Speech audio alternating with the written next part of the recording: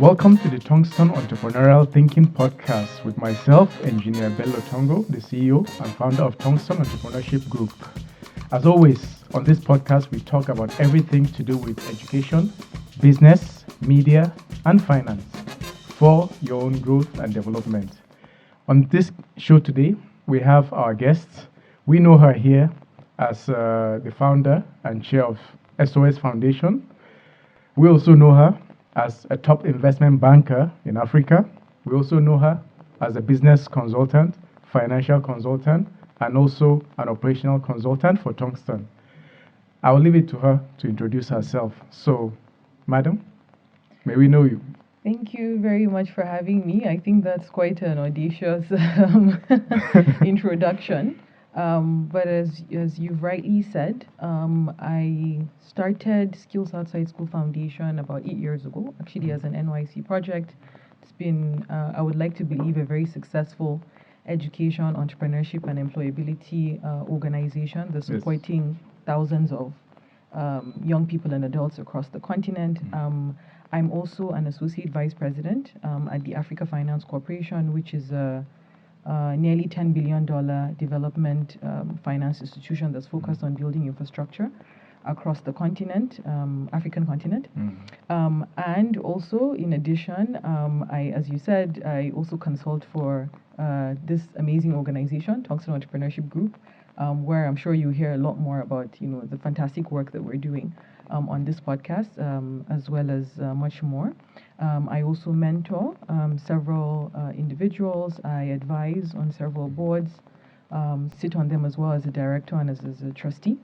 And I also invest as an angel investor across multiple businesses as well, to really spur, I guess you could say, small and medium enterprises as well as individuals also. So a very busy schedule, but very impactful and exciting. But it's a very interesting CV or profile that you have here. Sometimes when one hears such amazing experiences and profile from someone that's as young as you but highly experienced, it almost makes one feel they haven't even started yet.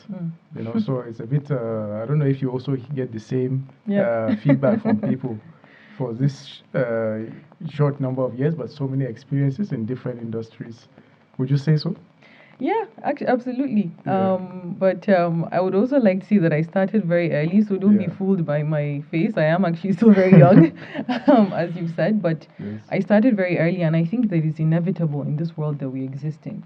So much is changing. The world has really become globalized, but also, as we see, localized, global sphere, but also local challenges.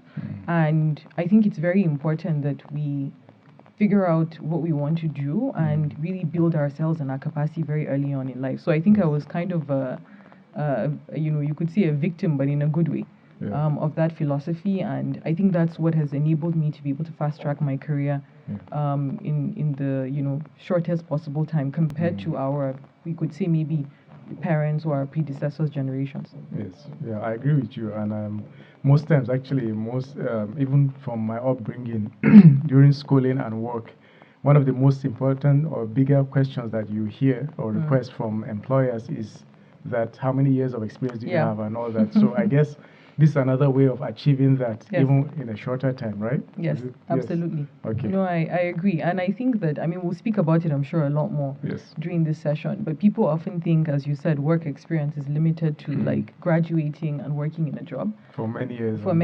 But they don't recognize it could be being in a club, it could be in a sports club, it could be things you do in your religious institutions, or even things you do on your own spare time, setting up a blog, building your own website, putting together your own content on social media. So it can be a range of opportunities, I think, and you can do that as early as, frankly, 6 if you wanted, and I think all of that counts actually as experience. So and multitasking helps also. Absolutely. Sometimes you do 3 things at the same time, but not compromising on the performance or quality of your output, right? Absolutely. Yes. Absolutely. Okay, so before we continue, let me just take an opportunity to remind our audience, Tongston's prime flagship show, or should I say flagship event, the Tongston Entrepreneurial Education Summit. As you know, we've been promoting it this week. It's coming up 1st of September, 2nd of September, and also the 3rd of September here in Abuja and also virtual. This is where, as I said, you will hear so much being discussed and shared and resources about education, business, media, and finance from people in and out of the continent. And everything that you really need as far as your performance is concerned in these four spaces, whether you're in Africa, in Europe, Asia, all of it will be discussed, and also so much resources will be there. So we really look forward to having you there. And also you'll see more and more content within the next few weeks, even before the event. The link is below where you sign up for the event, and we look forward to seeing you there. So I just need to get that out of the way. Ms. Halima, many of our audiences are ambitious people. They are young, they are in the working space, middle class, upper class, lower class, you name it. And many of what they do is within the education space, studying. Some of them are working in organizations, some of them are job seeking, some of them are even NYC corpers, some of them are business owners, some of them are aspiring entrepreneurs, some of them even in government, you know. So they're ambitious, as I said. And so these are people that we really would like to know very important and interesting things from your experiences. So I've tried to keep this show or this podcast just to 5 questions, but we hope that even after this, more questions will come from them through our emails and through the website and our social media handles. So my first question, what do you think? Is there a difference between teaching and parenting? And reason why I'm saying this is because there may be, some people will say there's a misalignment or a clash between the two. The interest of parents versus the interest of teachers. What would you say? What's your opinion on it? What's your view on this matter? It's a very parenting versus teaching. It's a very interesting question because I've had to deal with many teachers, many school administrators, and many parents and guardians. Not just mine, but others as well. And yes, this is often a challenge, I must say. And in truth, there really shouldn't be a difference, I think, between the two. There should be no misalignment, but I think in truth, unfortunately, there is. And I think in many ways is because, you know, when you think about being a parent, you know, yes, you teach, you do teach. But I think a lot of the learning and the teaching is really from the parents' or guardians' perspective, as well as teaching you values, what makes you, you know, an individual within the society you exist in. If you're growing up in a faith-based environment, for instance, helping you teach you some of those values and those principles is really what often you see parenting is reference to when you bring it alongside teaching. But I think often people forget that a core aspect of still what you should teach your child is, you know, the educational journey that they are going to have to go through, what they want to be in life, how they will be able to get to that end goal, what's going to make them successful, what makes them happy, what are the things that matter.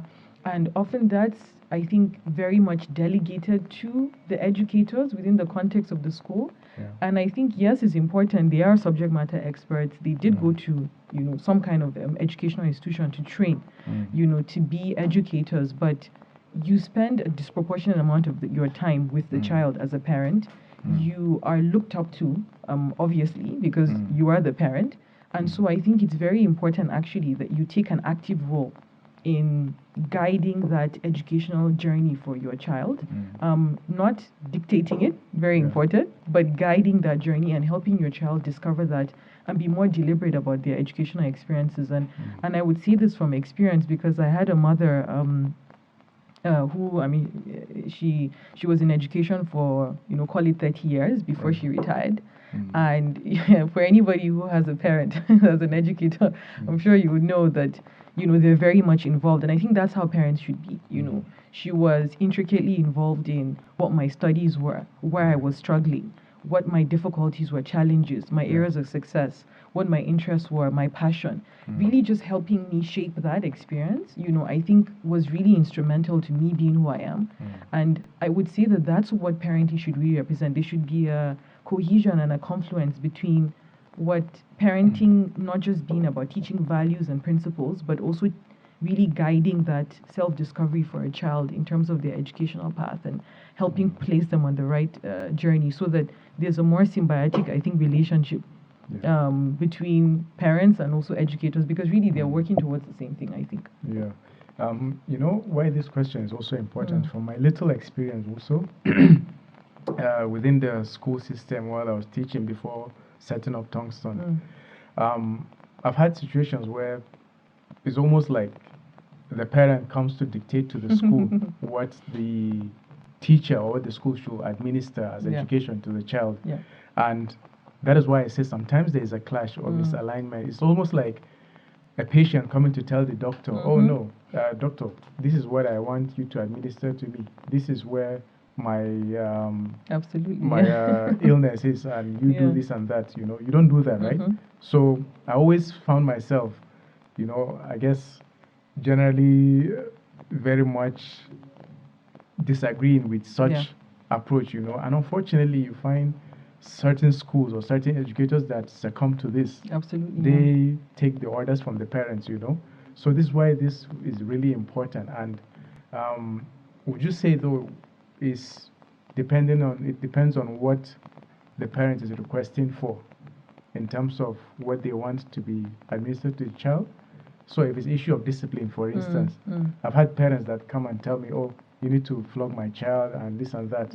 But the school has its own policy. The teacher also has his own methods to discipline, you know. Or would you say, I want my, or is it, would you say it depends on whether the parent is also requesting for placement? Like, I want my child to be in JS3, which is grade 9, but this child is 10 years old. Certain things like that. Or I don't want my child to study literature versus studying accounting. So would you say it also depends on what the request is from the parent, or should there just be a general, you parents stay on your lane, we as a school and teachers allow us to do our job? No, I think that there shouldn't be a divide. I think both parties are important. In fact, I think the challenge we're facing increasingly is that parents are increasingly being disengaged from the educational, you know, journey of a child within the context of the school. So if I am able to take my child to this school or educational institution that has a huge track record in whatever it is that I care about, whether it's job placements or quality of education, pass rates in national exams or whatever, then I've completely trusted the school to take charge of my child's learning experience, and I don't want to participate. But I think that's actually the wrong thing to do. You have to be involved. But where I think the challenge is that there is a disconnect between what the schools and the educators are trying to get for the or trying to achieve with the child, and there's also a disconnect between what the parent is expecting. And I think where maybe there's the confluence can come in is to remember always that the child is the main person. The child is at the center. It's a lot like even in healthcare, where you hear new concepts in the world around patient safety, patient first. It's the patient. The patient is the one that's sick. Here, the child is the one that needs to develop. So the relatives shouldn't come and say, exactly, no, this is my uncle that is sick. Don't give him paracetamol, give him dopamine, give him some other painkiller, stuff like that. So the first step should be agreeing what should this child's educational path should be. What do they want to get to? What's the end for them? And how can we together as a parent, as an educator and as a school, come together to help this child achieve those objectives? That should be the central, I think, thing. And I think that's missing. We don't, I mean, schools are not designed in that way, I think, to sit together with parents and create that path for the child, making sure, of course, that the child has a say in it, you know, because agency is also important. You can't force something on a kid. You have to make sure that this is something that fits their passions, interests, who they are, their capabilities, you know, and what have you. So I think that's where the gap is that coming together to map that path doesn't happen between parents, educators, and schools. So that's where the gap is. More of a collaboration needs to happen between the parents and the schools and the teachers also. Absolutely. In the interest of the child. Correct, yes. Okay. So speaking of interest or passion, one of the items with regards to this alignment or this collaboration for the child's interest is the choice of careers, professions, basically what you want to become. And in this part of the world and also in many parts of the world, you hear parents always saying, be an engineer, Oh, God. doctor, lawyer, accountant. Even now, it's getting more and more to a point where entrepreneurship is also being like everybody should learn entrepreneurship, but not necessarily they are not thinking of being an entrepreneur. It's like just learn it in case. So the choice of careers and professions, for you, how do you see that, or what needs to be done in that aspect? Should it be more of a self-discovery for the child, meaning it's about what the child wants to become? So some children now, you hear they want to become footballers, they want to become musicians and doctors, and you can imagine what a parent will, how a parent will react to that. Or should it be more of a guided discovery by the school and the teachers? So just like how you do guidance and counseling and all of that. Or should it be more of a parental directive? It's like, as I said, my son must be a doctor, my son should be this or that, you know. So which of the three, if any, or how do you think the choice of career should be taken on board by the schools, the educators, and also the parents versus the child? That's actually a very compelling and important question. I wish we would all, be able to answer this very early on. And I think most of us, or many of us, will not make, the wrong choices. I think that, I faced, what you're going through as well. When I was much, much younger, I wanted to be a soldier. Yes, it was very, very odd. I just liked the whole concept of, sacrifice and putting yourself out there for, others and putting yourself... Paying the ultimate sacrifice. Yes, ultimate sacrifice, absolutely. And then after that, I wanted to be a model. Not quite sure why that was the case. And then when I went into my secondary education, which is, you could call it middle or high school, I guess it's international equivalent. I first wanted to be a surgeon. Right.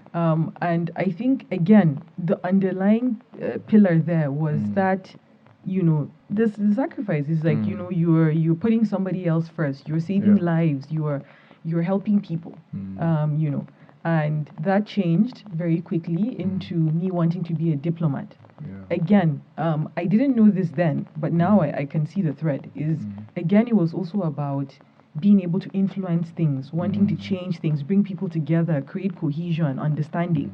So there was an underlying underlying theme, yes. That wasn't the end goal. It's about the impact of what you become as a soldier, as a diplomat, correct, as a whatever it is. Yes, okay. And then I, quickly wanted to be an accountant and an economist rather. And then I wanted to.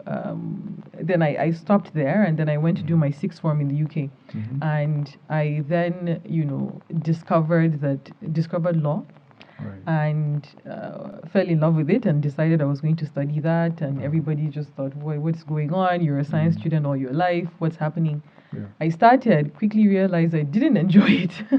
But then I discovered finance. And I think that's where I ended up where I am today, is that I really enjoyed banking and finance. I spent some time interning in some really large investment banks around the world. And then also still felt that there was something missing, that it was too mechanical. You're just punching numbers, stocks, bonds, fancy words. If anybody has watched Wall Street or any of these movies, or The Wolf of Wall Street, rather. Yes. You would know that, you would see what the life is like and the type of work that they do. And I just found it I felt very empty. And when an earthquake happened in Japan at the time, I was interning in one of the banks. Right. And I just heard somebody scream, I just lost millions of dollars. And he just lost his, he just lost his cool. And I was thinking, people are dying.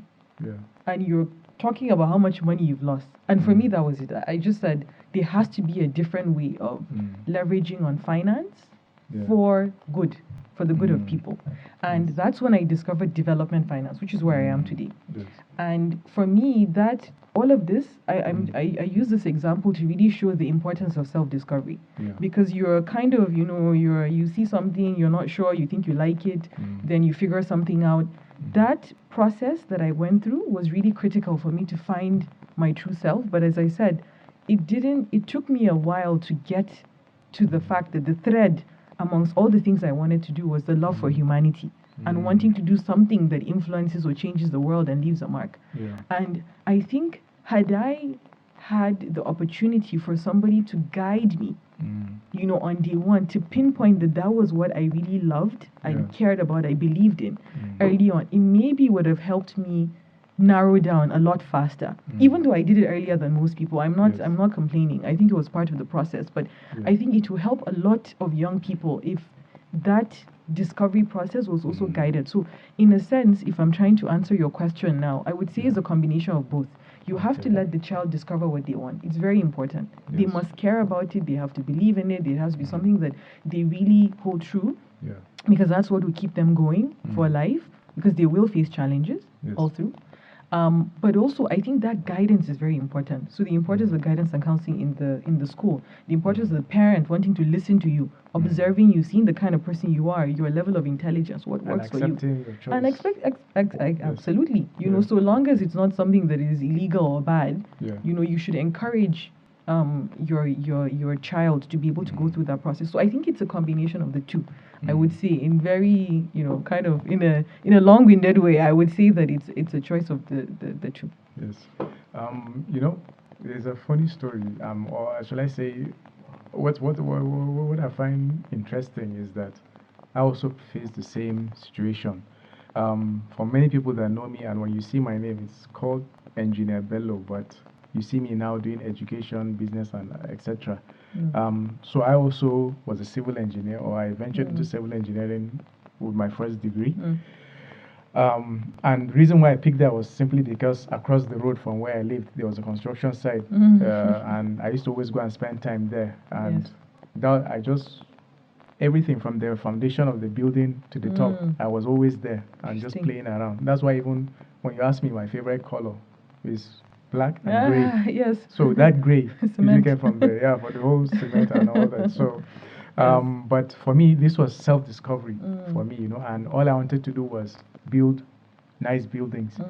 But I didn't think of water engineering. I didn't think of bridges, dam, and all of that. It was all part of civil engineering. And after I got working as a civil engineer, practicing in construction, I reached a point where, okay, what next? The, shall I say, impact and also fulfillment wasn't there. And eventually, of course, I ventured into business, tried a few industries in the business, media, transport, and etc. And now I'm in education. So for me also, it was always about people finding, or my clients or customers or people that I serve, finding pleasure in what I've created for them, whether that thing is a building or them building or them actually developing themselves or developing their businesses or having money and etc. And for me, this is also it. It's about what I make use of that thing, in my practice. So I think it's a similar situation, and maybe perhaps that is what parents should, or even the educators should, look at. Absolutely. And let me also add another thing. When I worked as an educator in a school, one of the interesting things I found was that even human beings have something called multiple intelligences, and those 8 multiple intelligences can lead to, almost can indicate where you really thrive, and do well. And this is even in Tongston, we try to do that. We put kids into that discovery of multiple intelligences.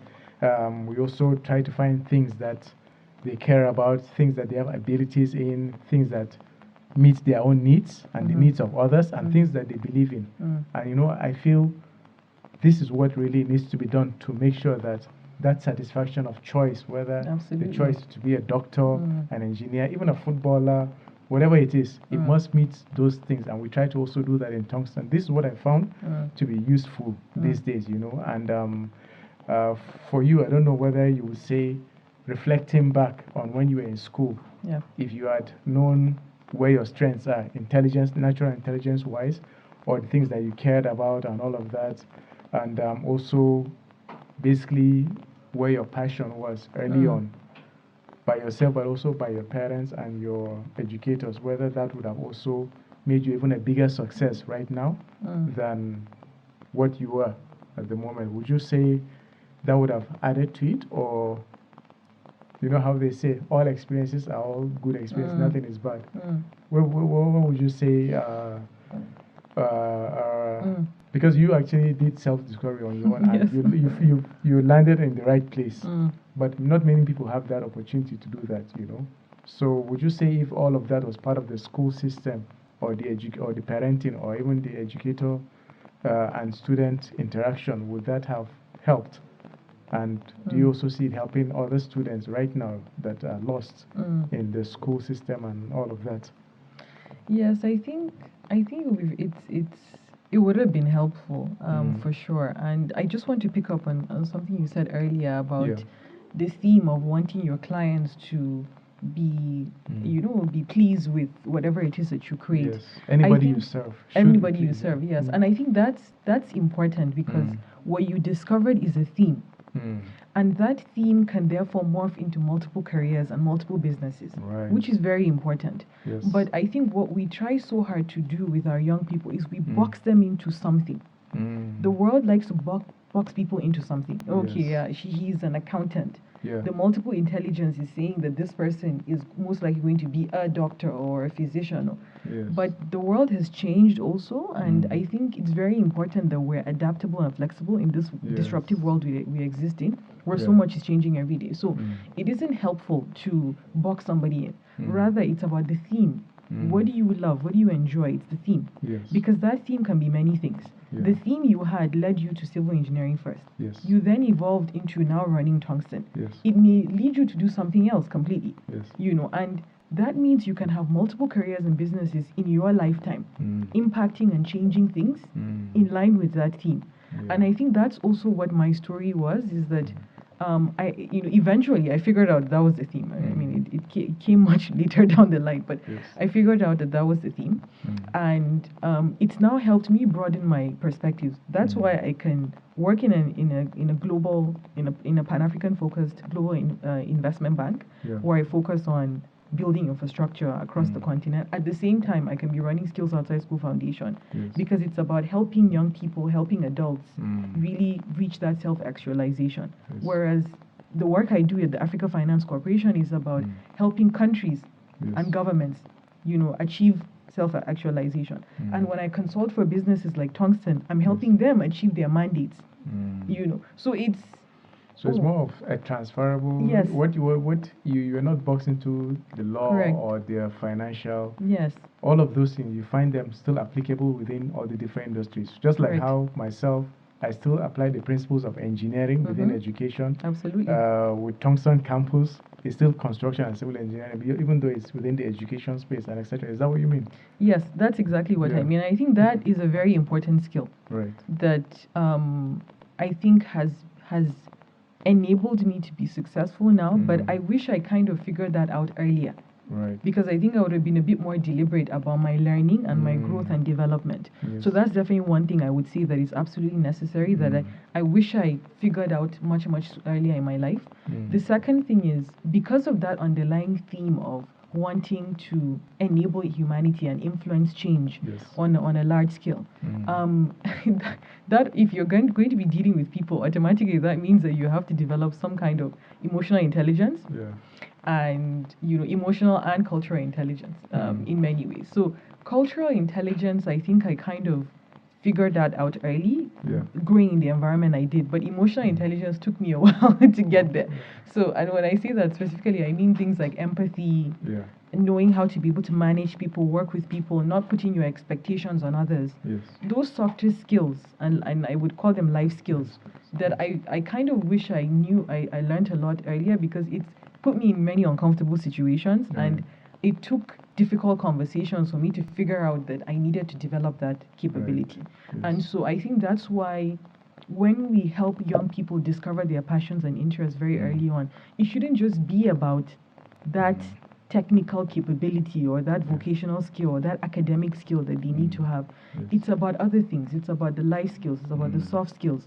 How do you deal with people? How do you work with them?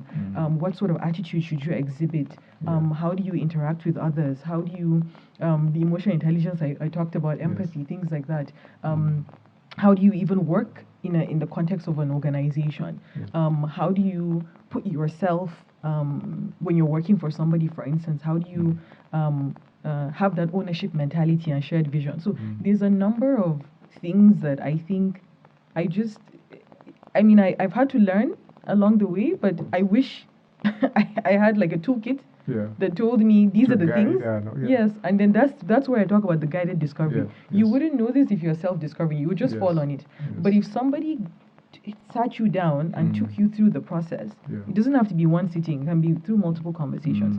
I think it would have helped us be a lot more deliberate and helped some people, get into the right paths much sooner, and not lost so much time, trying to do that discovery. So that's what I would certainly say. This everything you're saying is actually music to my ears, because I feel like Tongston were doing the right thing then, because we try to expose our educators and all our programs to what's happening in the industry, so that even regardless of where you are at the primary school, secondary school level, tertiary, there's an organization, and there are professionals that are telling you, okay, this is what's needed to be a professional engineer or doctor and etc. But not just that, this is what the institutions that you are looking to move into are looking for. And beyond that, this is where you can even apply it, not just within a construction company. You can apply it in this industry, that industry, and all that. That's why I say transferable. So this is all, I'm very pleased that we are applying all of this in even our career and business advisory sessions, our mentorship, our training sessions, even for the educators. So because the educators need to also be aware of that before they can impact that knowledge to the students. So this is all music to my ears. Thank you. You've just validated what Tongston is doing. But yeah, so let me go into these students in particular that you're talking about, who have become successful, or maybe in some cases not too successful. You work with them at the secondary school level, especially the senior secondary school level, where they choose their careers, sciences and arts and social sciences, but also at the tertiary level, where they start learning engineering or medicine and etc.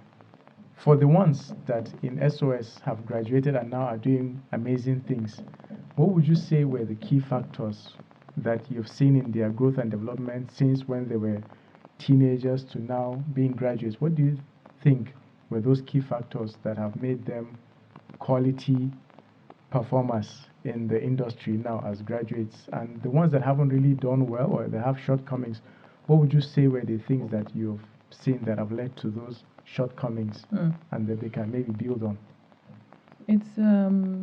It's actually a very interesting question because success is relative and is shaped by so many factors that we have control over and we may not also have control over. But I think as any educator or anybody who's in education, we would know that education is really, education is really a combination of three things: knowledge, skills, and attitude. And I think I will speak to that because that's what I think they exhibited is the right attitude, is the right knowledge base, and also the right skills for what it is that they're doing today. And that's through a combination of several things. And I think just to speak a bit to the work that we do, for instance, in Skills Outside School Foundation. So all of these young people that you reference now, that I also am referring to, have gone through a program that we've designed that is focused on young people at the secondary level or middle and high school, grade 7 to 12. And the whole idea is about helping address these three things: the knowledge, skills, and attitude, in making sure they have the right understanding of the technical, vocational, or you could say academic capabilities, life skills, some of which we've talked about today, like teamwork and other things, but also even how to thrive in a career. Because there are certain things that nobody really tells you. You just go through school, you know everything about engineering, but you don't even know how to write a CV. You don't know how to write a cover letter. You don't even know how to present yourself in front of a camera, speaking to an employer, or you don't know what it means to exist in a work environment that's corporatized. Whether it's government, non-profit, or private, or whatever. Or you say you potentially are interested in business, but you don't even know what it means to be able to start a business. What are the kinds of capabilities that you need as an entrepreneur and things like that. So all of those things is what we take them through over the 3 years. And then we continue to work with them afterwards. And what I found is that the young people who've been the most successful are the ones who really absorbed that learning and really put it into practice. So if I just give an example of a few of them, I have a student, he's an alum now, Ifai, who's very interesting. We met him in senior secondary 1, which is, I guess, the equivalent of year 10, Yes. you could say, and just the beginning of high school. And he was an interesting chap. So he was in the arts class, which maybe I guess the direct equivalent is humanities. Yes. So studying things like literature and English, government and history and other things, which is in core for the sciences. But it was obvious that he really liked anything technology related. So whenever a school program was happening, he always wanted to be the ones manning the computers, setting up, the projectors. Yeah. He was always hanging around the ICT lab, just wanting to see what's going on, trying to fix things. And there was that innate interest, but he knew he couldn't pursue it because he was already boxed into a class. Yes. And so when we met him, we after much discussion and trying to diagnose him, we realized that he was more interested in technology, engineering, that side. So we put him in touch with a mentor who was a technology mentor, and he just came out. It was so obvious that was what his interests were. He told us that he wanted to build a capability. He'd already saved up to do a course in, and also the other thing he recognized also that he was very aesthetically capable. So he wanted to do a course in graphic and web design, which at the time was not many people were able to do that. And this is for somebody who's 15, 16, he was very young. And so we were so impressed with the diligence, and this is one skill. It's that hunger, that drive. This is somebody who comes from a very, very difficult socio-economic environment. But the little he had just proved to us that this was somebody who was very keen on his own growth. So we made up the rest of it, and we sent him off to this program. He learned it, and then he started doing a few designs. He offered to work on the foundation's website, and that was actually the first time we ever had a website. So it's interesting. There was our student that developed it, and he went off to continue doing that. He saved up to buy himself a laptop. Very impressive sort of continuous drive for that learning and development. Now he's in university. He works for himself. He's been able to start a very successful business. He funds not just his education, but that of his family. And he takes care of his siblings and his mom, and he's about to graduate very soon. He ended up studying political science at university, so nothing to do with technology. But a lot of it was learning outside of the classroom. So I think for me, those are the things that I would say that make you successful, is that hunger, that attitude. You have to want to be better. You have to take control of your own learning and development. You have to map out what it is that you need and be deliberate about it, but also build those relevant skills. Being able to even talk to people, engage with them, customer service, those are all things that he had to learn through this program. But also, I think that passion as well, that drive to keep going, and making sure that you're constantly thinking about the skill sets that you need, because you also had to learn the skills of having to be able to run a business. So all of those things came after. But I think the central theme is really the attitude and the mindset.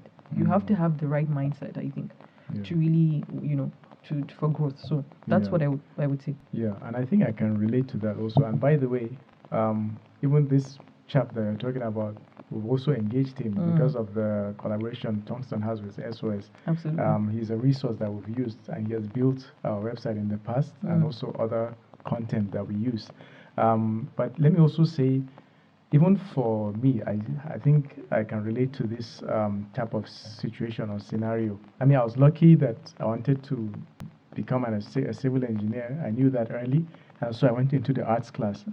But what I learned eventually after going through the degree to become an engineer and being in the field and even venturing into entrepreneurship and etc., I realized that I needed to learn, even as a practicing engineer, I needed to learn financial, almost not financial literacy, but financial accounting, which was only kept for the arts students in school. Absolutely. But at the same time, I needed to do my own financial statements, whether it's a balance sheet, cash flow statement, income which is P&L statement, even for myself. But also I needed to understand that from the perspective of my own organization that I was working for as an engineer, because so many of the things that we did operationally, whether it's recruitment or buying of materials and things in the construction company, it affected the financials of the business. Absolutely. And if the business's financials are affected, then we don't have anywhere to work in as employees. And even now as Tongston, I see the same thing too. Tongston's financials, I need to learn all that financial literacy and etc. So I've had to go on my own to go and study virtually online and on YouTube and different places. More self-discovery. You know, more self-discovery. Yes. This was something that should have been an additional course in my education. Or even while at secondary school, why did I need to not learn financial accounting, you know, and just strictly on sciences and mathematics and etc. So, you know, I relate to that.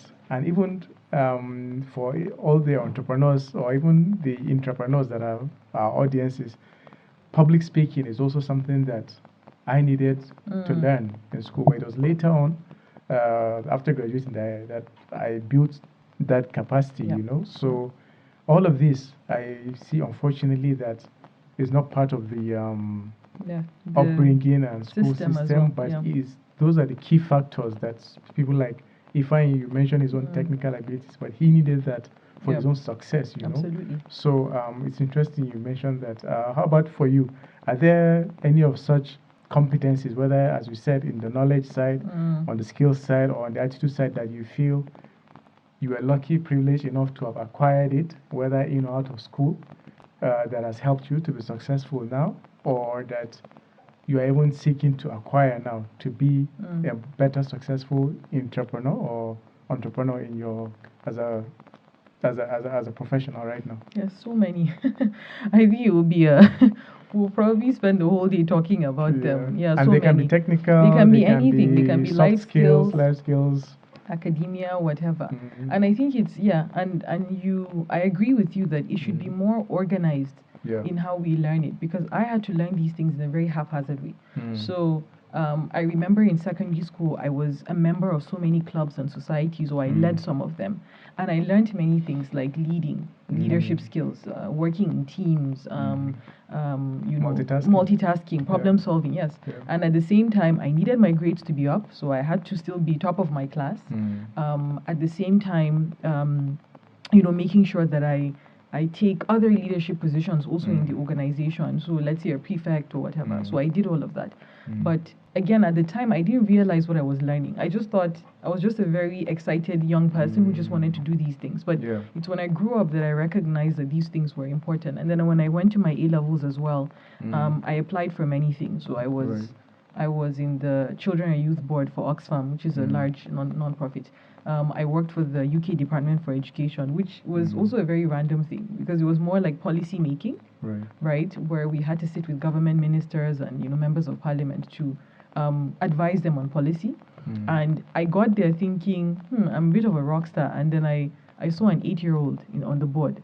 So yes, the youth board was 8 to 18. So an 8-year-old? Yes, an 8-year-old. In fact, that's like yes, primary, what we will say here, primary 2 or primary 3. Yeah, 2, yes. Yeah. Or Primary elementary 3, school 2, yeah. Yeah. Very young kid. I'll never forget him. And there was a young girl as well who was just about 12 years old. I'll never forget her. And she chaired a lot of the meetings. And I'll remember one of the meetings where one of the government ministers, he was the children's commissioner that was newly appointed. And he just said, the way she chaired the meeting, it was so masterful, you know.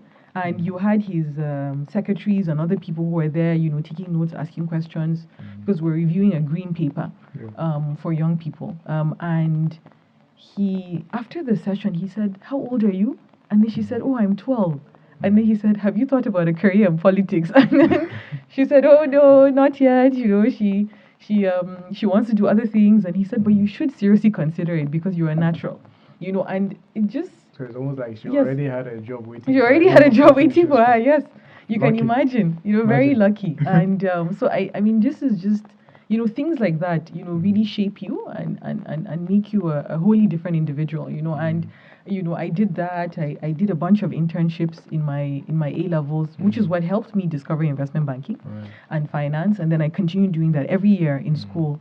I interned either in my summer or in the Easter break at the same time as getting an education and making sure that I got that first class at the end of the year, the day, because that was also the primary cause for me to be in the institution I was, but also running other clubs and societies and participating as a member, and what have you. And I think having a part-time job as well. I worked throughout my A levels and my university, except for my final year, and I think all of those things helped shape me to who I am.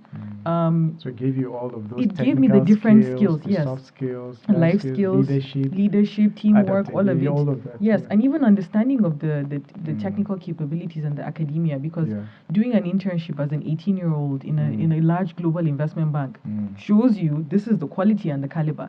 So if you aren't already doing that, well, go and bulk up on the knowledge, and it also guides you. Imagine if you had one place where you could get all of this information and that can just give you that guided discovery, and then you do the rest. I think would have made life so much easier for all of us. I'm lucky, as you said, that I was able to fall into it and I did it, and I had the benefit of 6 amazing sisters before me who had gone through the same process, and as I said, a mom who's an educator, a father who was super focused on our education. All of that helped me. That was, you could see, the guided discovery that I had, a really important support system, but not many people can say that. And I think there needs to be a neutral system, like the education system, that gives you that. That's why you're paying for that education. It shouldn't be so scattered or driven just by your friends and family or wherever it is that you have. So I would definitely say that those really contributed to helping me get those skills to make me, who I am today and be what I'm doing. So for instance, if I can say this, the policies, for instance, we developed really helped me when I was developing the policy framework for the foundation, for instance. But that's a skill I gained when I was 16. Very unconsciously. And you still were able to and I still was able to transfer after. it. Yes. And I didn't think that I was going to use it. Or when I work with governments now in my current job at the Africa Finance Corporation, and I have to look at the lens of how they think about things. I have a different appreciation for their challenges because I dealt with them at a much, much younger stage. So I think all of those things really shape you indirectly or directly. And it would have really helped if it was more organized, if I can call it that, Even though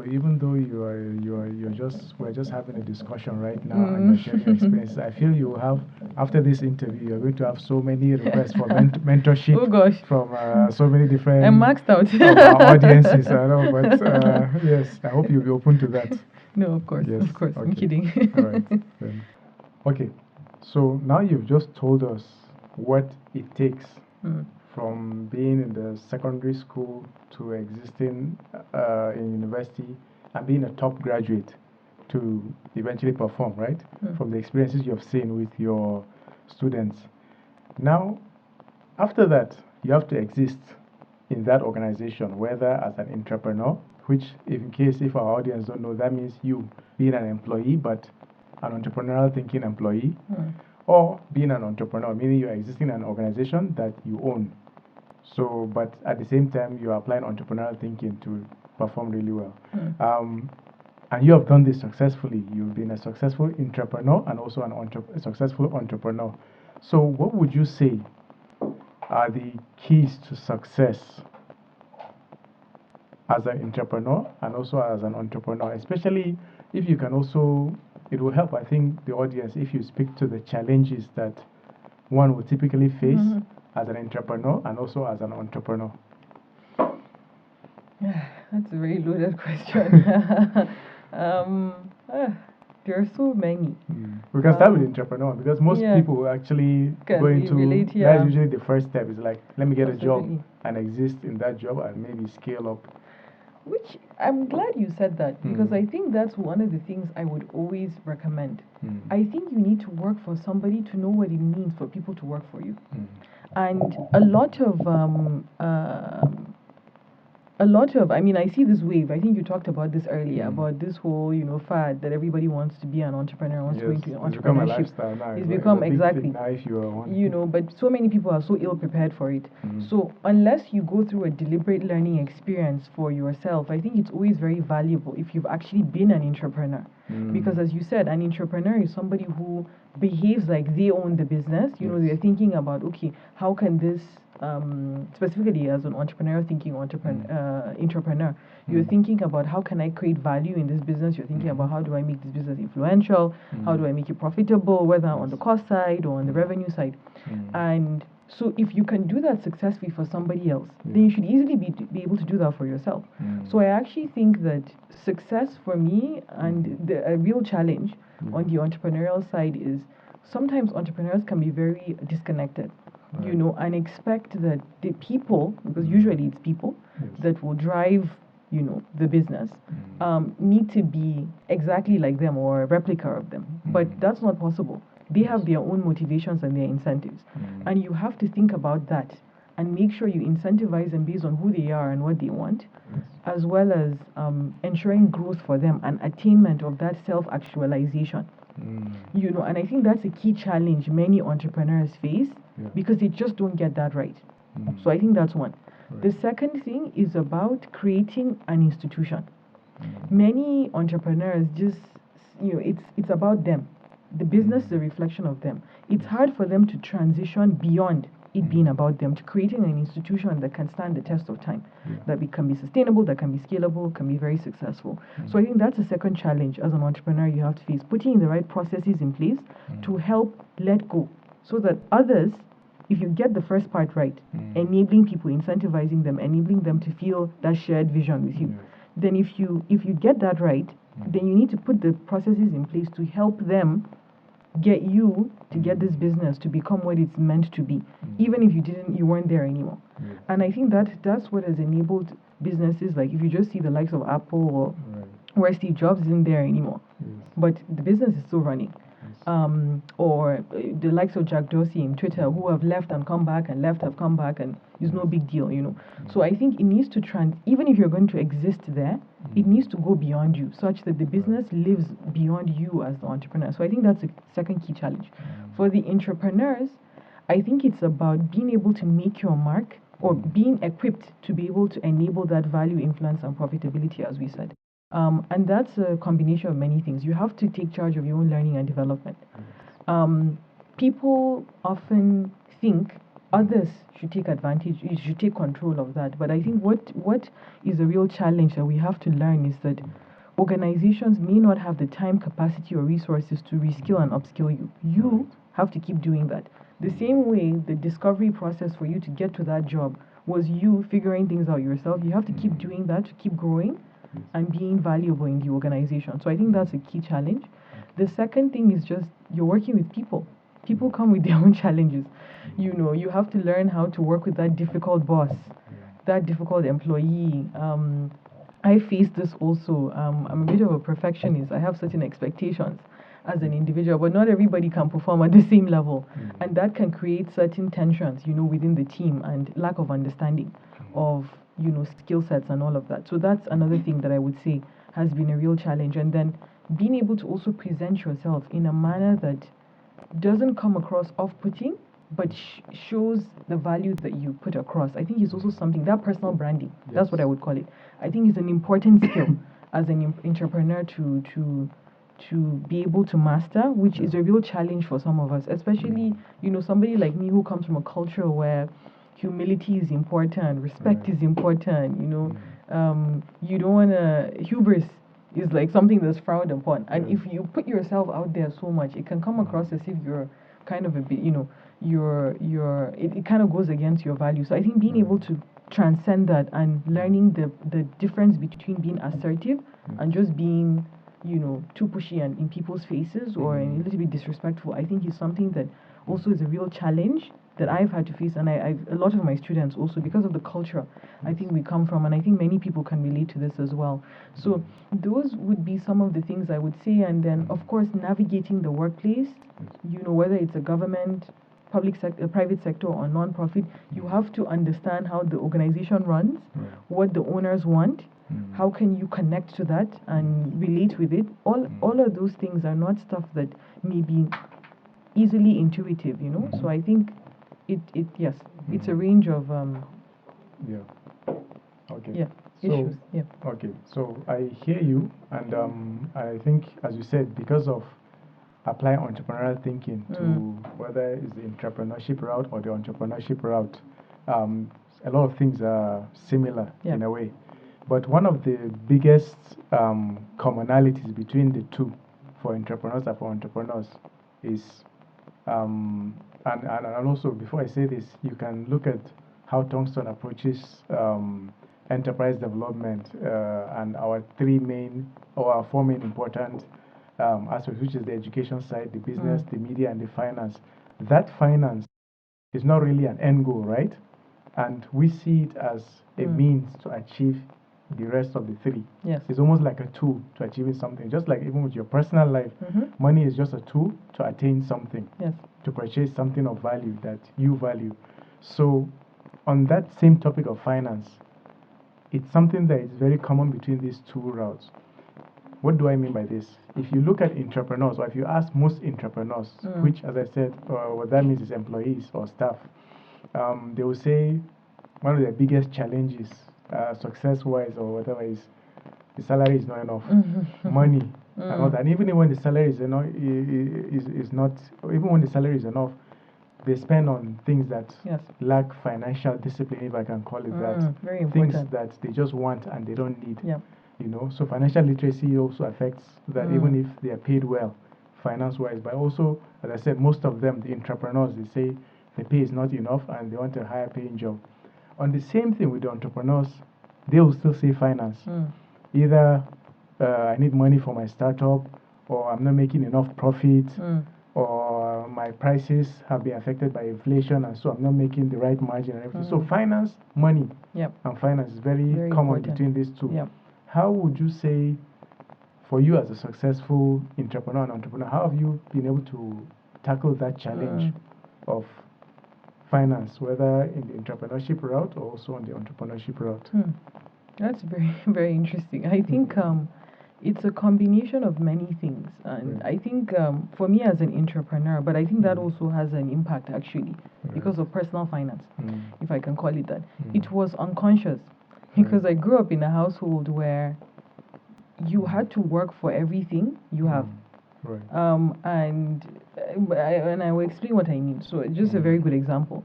You say you come and, I mean, of course, you have a drink of water, you have anything in the fridge or whatever, but growing up, Ribena was such a big deal, Maltina was such a big deal.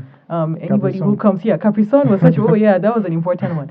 And it was like a reward. You know, when you get it, you've done something good.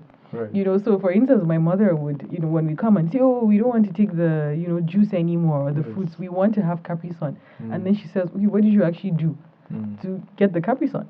And we would be looking at her like, okay, what does she mean? And she says, okay, bring me your next test. And if you do very well, you'll get that. So she gives us an incentive, a reason to want to go and do well. And then we go and we get the reward. So that meant that nothing just came as a, you know, just because you had to work for it, but also it meant that you should value the things you have and not waste them.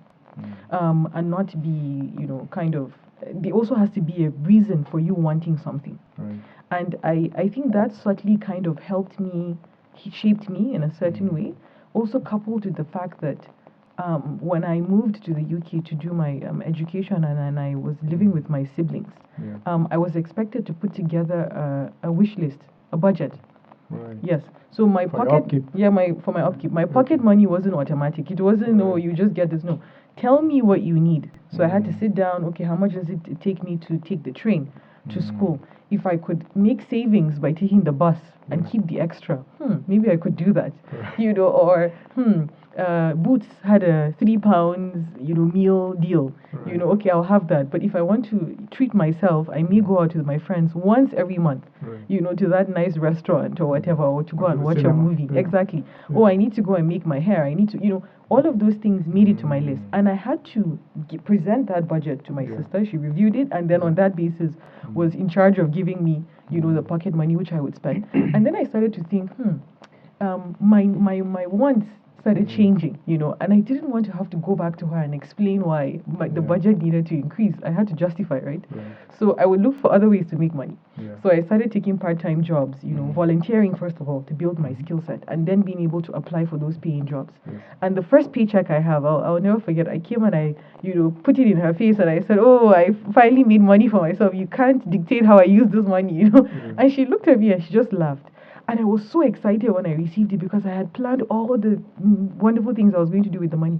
But then when I sat down to think about it, I didn't really want to spend it because that discipline had already, been within me. So I ended up saving it. And the savings culture ended up making me, of course, have money to do other things when I moved back home, even without a job.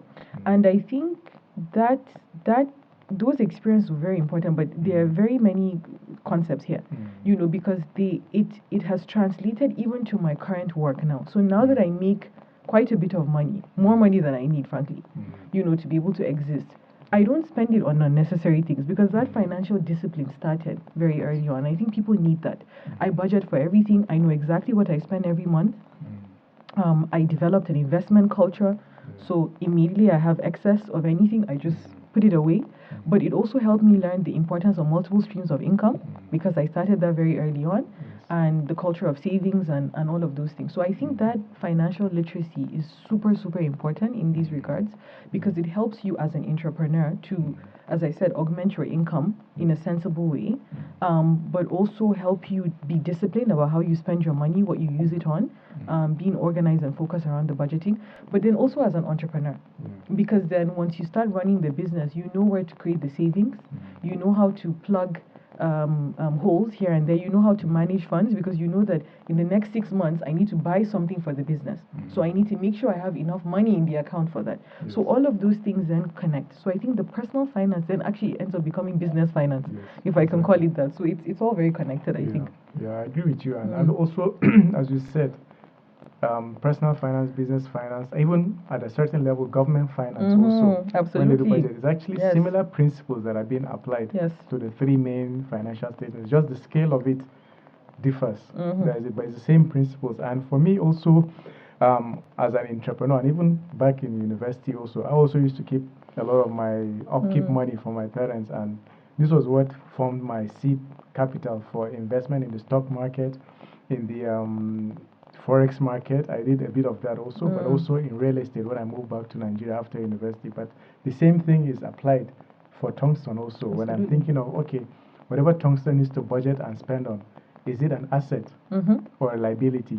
So we try to keep purchases or expenses tied to assets only.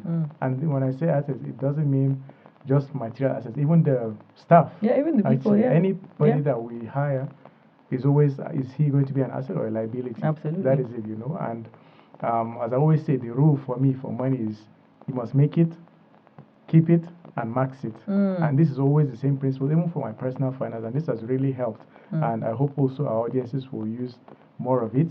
We do, of course, have within all our programs, there's always something to do with financial literacy that we do, and even amongst our staff, so that if they are financially disciplined and financially literate and financially prosperous, if I can say that, then the business also thrives financially. And I think those kind of are the elements that will help these entrepreneurs and entrepreneurs to be to not have these challenges, as I said, of success as in the financial side of things. Because it's very common here where we are and also around the world.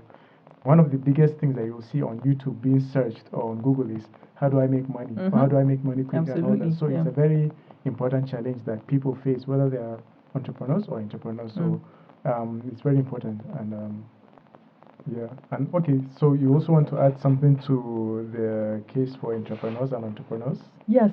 Actually, with the point you made about financial literacy is so Yes. important. I just want to add very quickly, as you said, most people always say that money is never enough, but it's your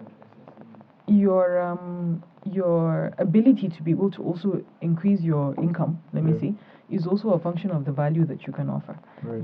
And the multiple streams of income point is really, really important because it's just a function of the things you know how to do very well, or you are skilled to do, or whatever that you're selling. So it's very important that people, the diversification of their capabilities and being able to monetize that is so important, because that's what we do every day. Like, as I said, I work at a development finance institution. I run an organization. I mentor. I advise. I consult. It's all of it is multiple streams of income, which is helping build me as a person and the value I can then give next time I offer my skills. So it's a cyclical thing, but it also gives me many avenues to be able to achieve that. And then lastly, for the entrepreneurs, it's so important because as a financier, we always say this to anyone who walks through the door to ask for financing for any project. Are you bankable? And when I say are you bankable, you, the owner, the entrepreneur, the lead, the sponsor, are you bankable? And then the business is also bankable. And it's a reflection of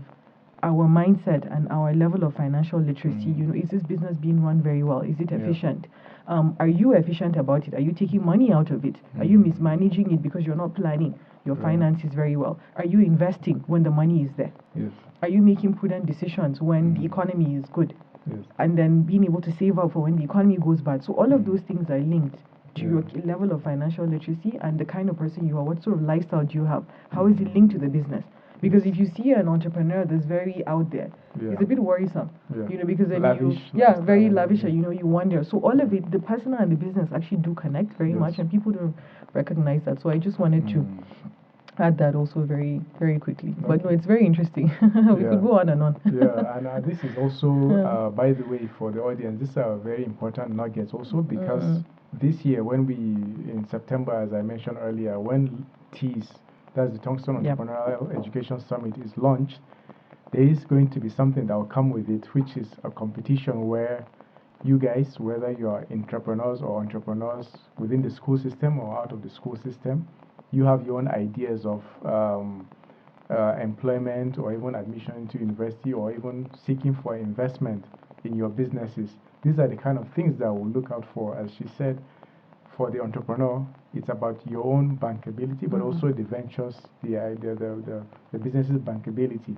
And even with Tongston, even with our entrepreneurs that we hire and the team that we hire, staff that we hire, we're always thinking of their own financial literacy also, so that they are not frivolous with finances and they come and after 2 months they come and say, sir, I need an increase in pay.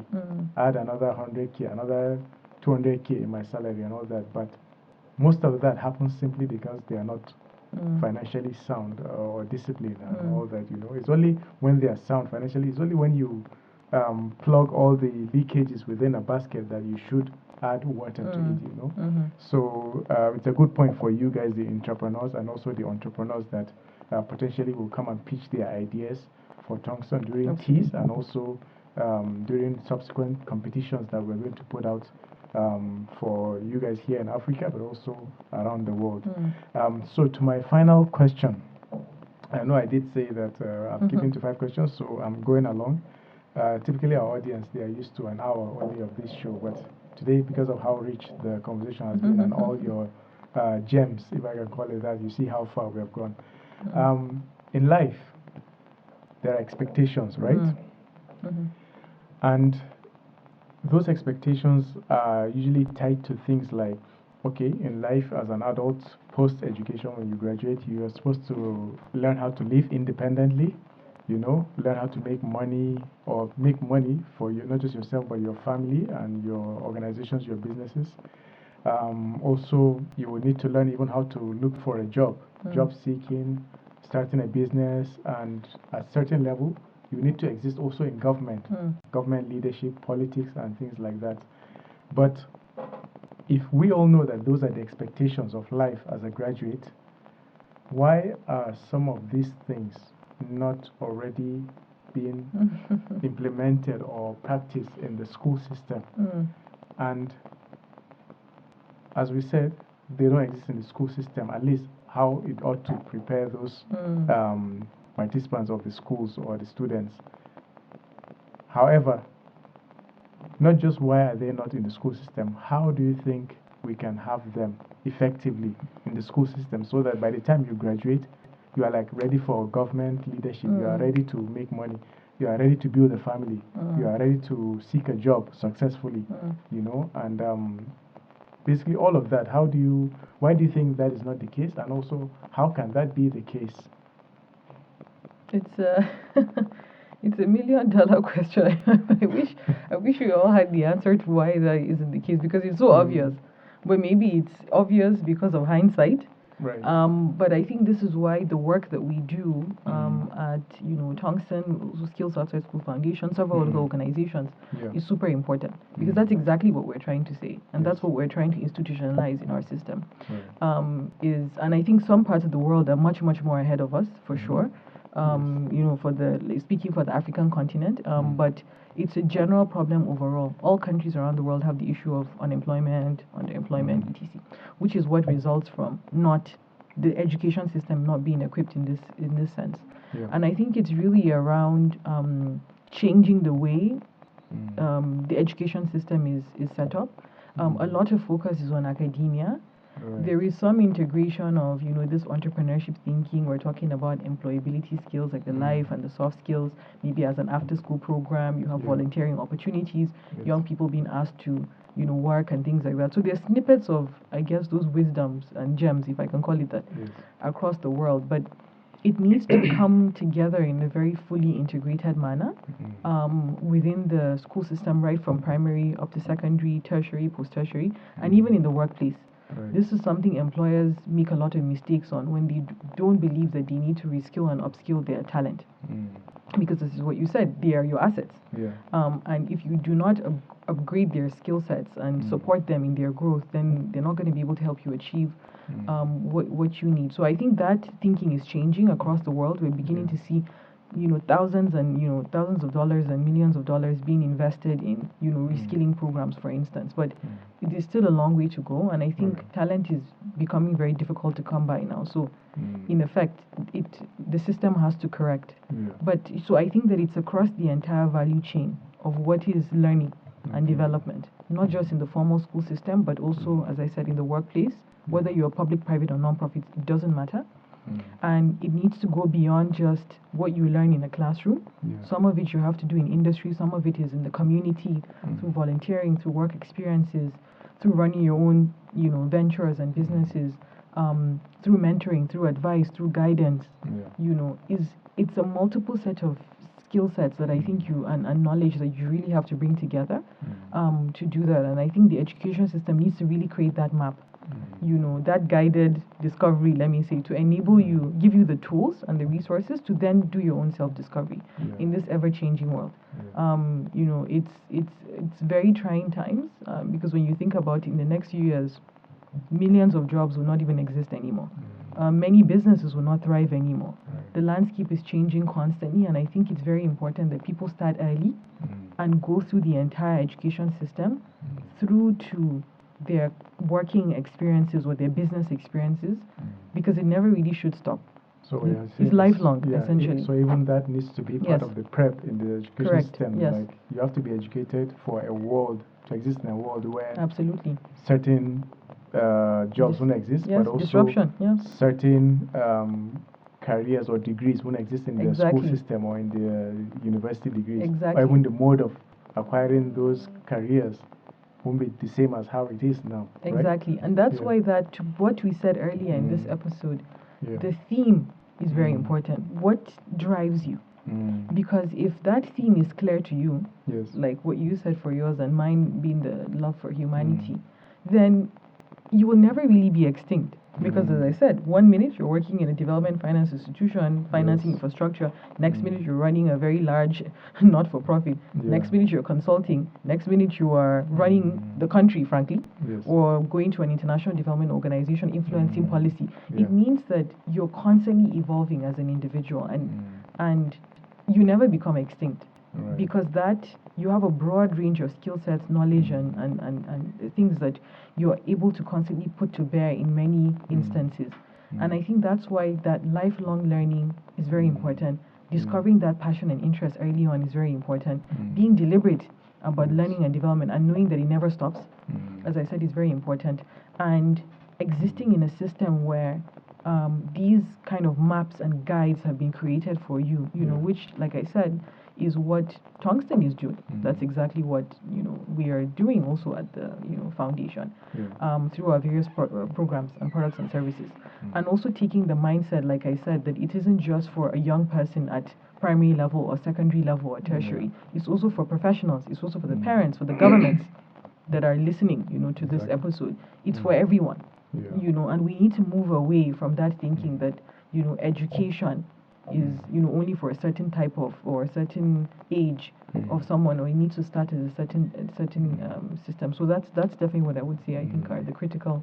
Yeah, points. I think I can go on and on about these items. I remember when my first job interview ever, I was still in university, and I went in front of the executive and just kept talking about myself and myself and myself and myself. But I never knew that as much as I was about to have a civil engineering degree and I've done design projects in the university, to get that job wasn't about talking about myself. It was about him to look from the lens of him. Absolutely. And so he just allowed me to just talk for like 30 minutes about myself and nothing. Obviously, I didn't get the job, but I never was trained on how to even use the degree to get what I want, you know, or how these days back somebody, because, you know, as part of entrepreneurial thinking and education, you have to kind of learn marketing and sales and things like that. So somebody that belonged to a particular school here in Abuja told me that they teach their kids how to learn how to use Facebook and things like that and Instagram. But I'm like,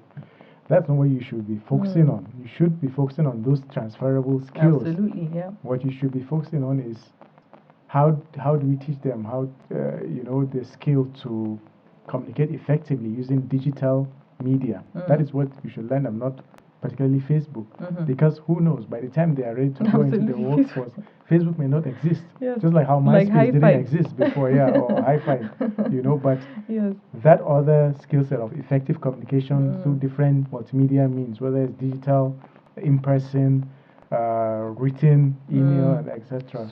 Those ones will always be with you, you know. So these are all the different things that I feel should be focus of schools, and we also, as you said, we try to also do that with Tongston and put it in all of the educational and developmental programs that we have for students and also for professionals. So this was very much, as I said, it was almost like a validation of what we've been doing, but also the good work that you've been doing with SOS and other ventures that you do.